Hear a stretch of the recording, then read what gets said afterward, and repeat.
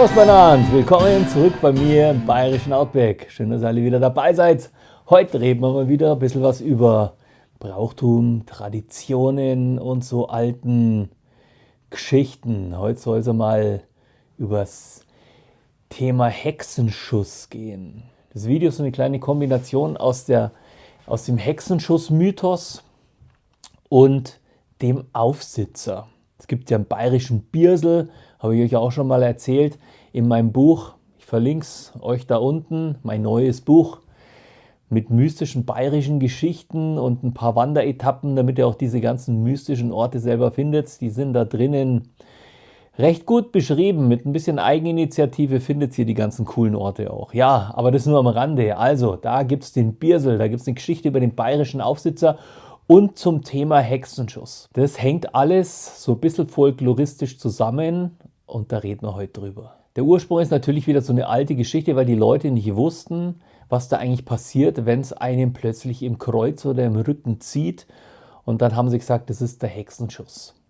Und es ist nicht, weil die Hexe oder irgendein Dämon auf einen geschossen hat, sondern weil diese Hexe oder der Dämon einem auf den Rücken gesprungen ist und man jetzt die Last von diesem Dämon tragen musste.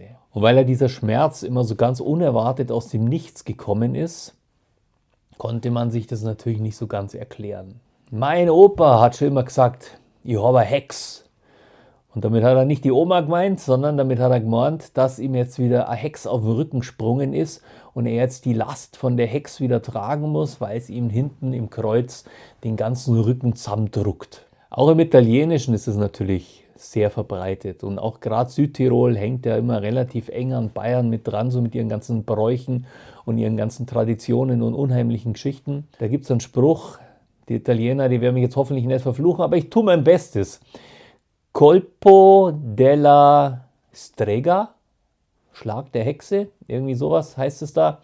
Und bei denen ist das eine ähnliche Geschichte, dass halt dieser Dämon aus dem Volksglauben her auf den Rücken springt und praktisch wie ein Aufsitzerdämon dann diesen armen Menschen zusammendrückt und belastet.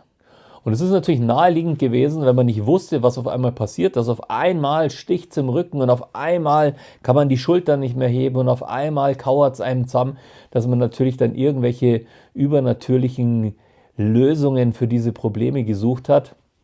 Und genau das war eins davon. Also nicht der Stich oder der Schuss, sondern das plötzliche Aufsitzen der Hexe auf den Rücken der Menschen, was halt diesen stechenden Schmerz verursachte. Beim Birsel, also im bayerischen Birsel oder Bieresel heißt es auch, das ist auch ein Aufsitzergeist, aber der ist leicht schelmisch unterwegs, also es ist kein böser Aufsitzer, sondern der schnappt sich vorwiegend Betrunkene. Das ist auch der Hintergrund, wenn ihr nach einem gescheiten Rausch nach Hause kommt und ihr findet eure Schuhe nicht mehr oder es hat euch irgendeiner auf euer Hemd draufgespielt oder die Lederhosen hängt auf 7:30. Dann war das meistens der Birsel, der Aufsetzer, der dir auf den Rücken gesprungen ist und dich begleitet hat, bis du zu Hause warst. Und sich dann einen schelmischen Spaß draus gemacht hat, dich zu lenken, dich in die Büsche reinfallen zu lassen und so weiter.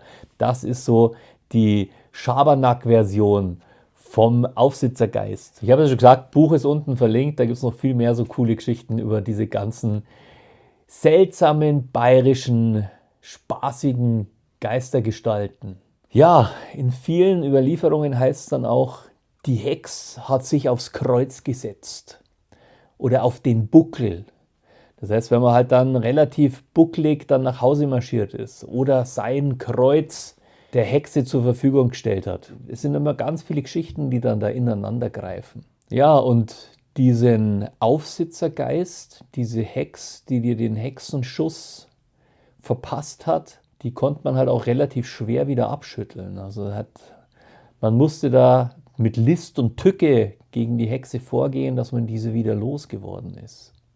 Oder man hatte Glück und hat sein Haus vor Hexen geschützt. Dann musste die Hexe praktisch abspringen und draußen warten, bis du wieder rausgekommen bist. Zum Beispiel mit der Borndelkraxen. Die Borndelkraxen, das ist so ein alter bayerischer mystischer Traumfänger. Ich blende euch da mal was ein.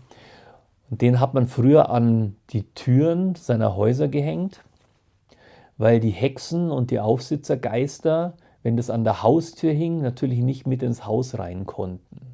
Oder man hat sich ans Schlafzimmerfenster gehängt und war auch sehr kreativ, weil was mögen Hexen nicht? Sie mögen keine Knochen, keine toten Tiere, keine beweglichen Dinge und kein fließendes Wasser.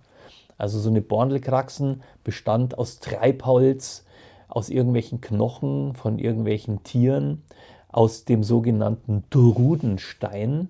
Das ist der Lochstein, das ist der Hühnergott, der Hühnerherrgott heißt es in Bayern. Das ist ein Stein mit einem natürlichen Loch und der ist dann da hin und her gebaumelt. Und man hat dann auch oft alte rostige Scheren, die mussten natürlich nach oben geöffnet sein, damit sich die Drut oder die Hex oder der böse Geist an dieser Schere verletzt und die Schere praktisch den Übergang vom Diesseits ins Jenseits abschneidet. Das waren so die Hintergedanken hinter der Borndelkraxen, dem bayerischen Traumfänger. Ja, im Volksglauben, da wurden halt viele solche plötzlich auftretenden Schmerzen mit irgendwelchen Dämonen erklärt, die in einen gefahren sind oder auf dem Rücken sitzen. Genauso wie die Drut, die ja in der Nacht sich dann auf die Brust setzt und dann praktisch die Lebensenergie rausdrückt und aussaugt. Wenn also einer relativ schlecht geschlafen hat und hat den Drücken auf der Brust und Schmerzen, dann hat er halt dieses Leiden der Drut zugeschoben. Und man wollte ja auch keine Schwäche zeigen. Man wollte ja nicht zeigen und sagen, schau mal her, das ist eine körperliche Schwäche, mein Rücken tut mir so weh. Darum hat man dann dieses körperliche Gebrechen, hat man dann irgendeinem bösen Dämon, der Drut, einer Hexe oder dem Aufsitzer oder dem Birsel zugeschoben. Und im Großen und Ganzen war es wieder so, dass halt diese Entschuldigung für ein plötzliches, unerwartetes Schmerzauftreten dann doch eine Erklärung gefunden hat, die für alle verständlich waren damals. Ja, Spezien, das war so die kleine Geschichte zum Hexenschuss, zum Aufsetzer, zum Birsel, zu Dämonen und bösen Geistern. Ich hoffe, es hat euch wieder gefallen und ich wünsche euch ein wunderschönes Wochenende. Pfiat euch.